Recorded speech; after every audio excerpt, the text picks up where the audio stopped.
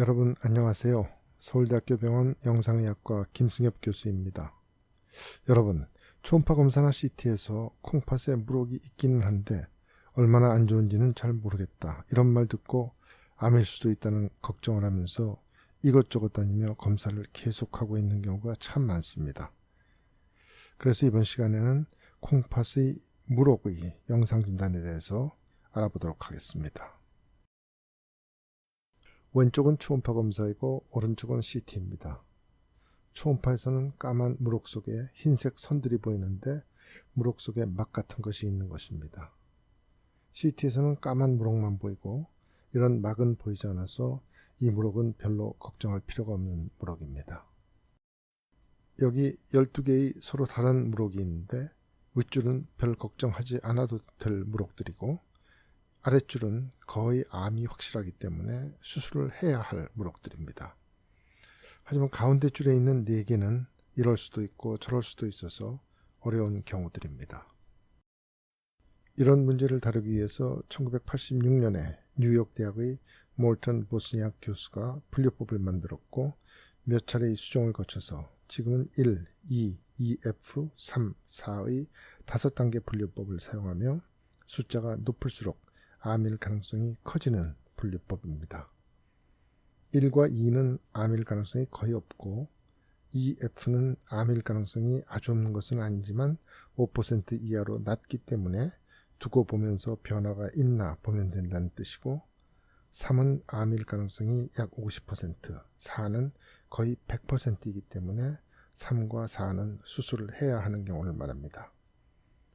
영상진단의 가장 어려운 것이 EF와 3을 구별하는 것이고 여기에는 전문 지식과 경험이 아주 중요합니다. 앞서 보았던 12개의 물혹인데 윗줄은 1과 2이고 아랫줄은 모두 4에 해당합니다.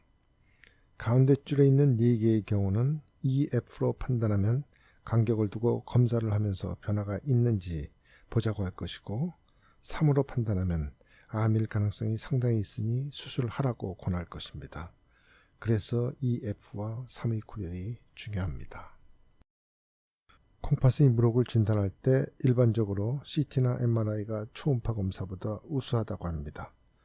초음파 검사 중에 조영제를 사용하는 조영진강 초음파 검사가 있는데 이 검사는 아주 작은 공기방울을 가진 조영제를 주사하고 초음파로 그 공기방울의 움직임을 보는 검사로 아주 민감한 검사법입니다.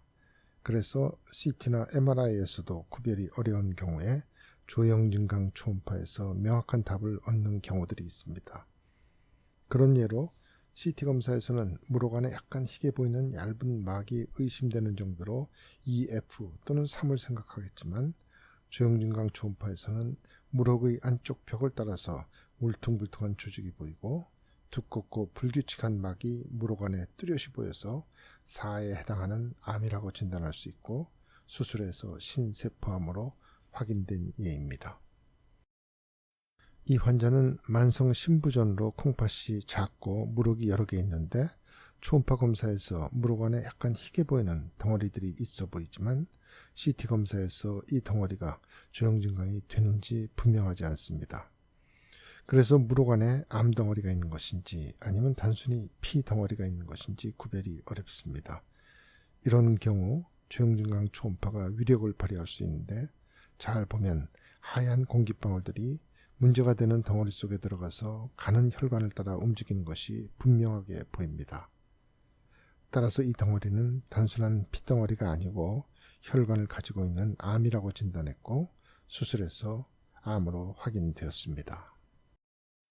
이상으로 콩팥 물혹의 영상 진단에 관한 설명을 마치면서 다음과 같이 요약하겠습니다. 콩팥 물혹은 별것 아닌 단순한 물혹으로부터 확실한 암까지 다양합니다.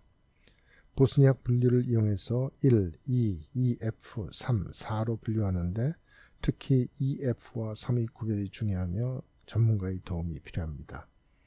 조영진강 초음파는 이 구별에 큰 역할을 할 수 있습니다. 이상의 설명이 여러분들이 이해에 도움이 되었기를 바라겠습니다.